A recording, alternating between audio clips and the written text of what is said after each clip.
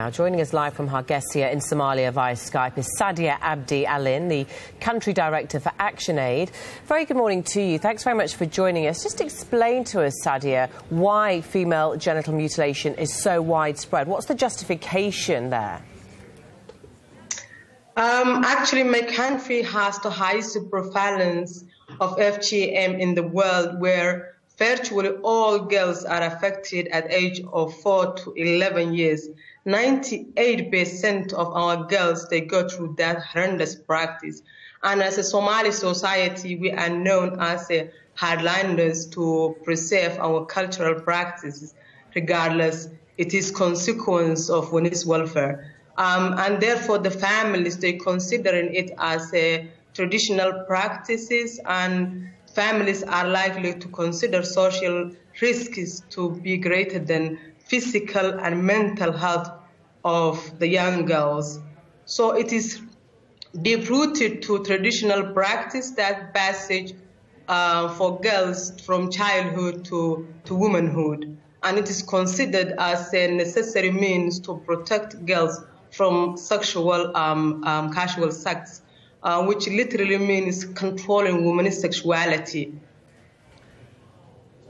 You've been speaking out against FGM for many years. You managed, thankfully, to save your younger sister from going through this brutal process. How did you manage to do that?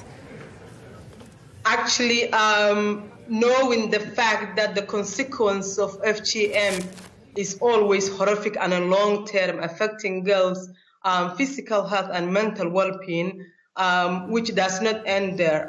So it is like a lifetime, and for saving one's life, it also gives you the peace that you are capable to save more. And it takes a lot of courage and convictions to go against the rules and to talk about stopping FGM. And thankfully, it has worked for me well, and I'm so proud of it. And let me give you an example. When my sister, she gave birth, she gave me that gratitude, and she said, "You, Sadia, you saved my life."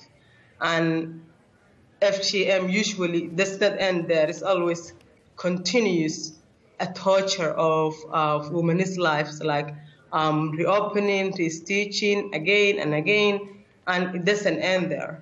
It's like every day. And one of the most agonizing feeling that any woman can feel is the feeling of less woman. That's the common word that I have here my everyday life. Whenever women, they're talking about that practice, they feel less woman. And that's something that you will be proud of, that at least you can save one, and you're striving to save more. It's an incredible job. I would like to take this opportunity to appeal for the parents around the globe, particularly for my fellow Somalis, wherever they are in the world. This is the time that we take action to stop this heinous practice and save our daughters. They are our daughters. We have the chance today to save them in a lifetime. And also my message goes to the religious leaders.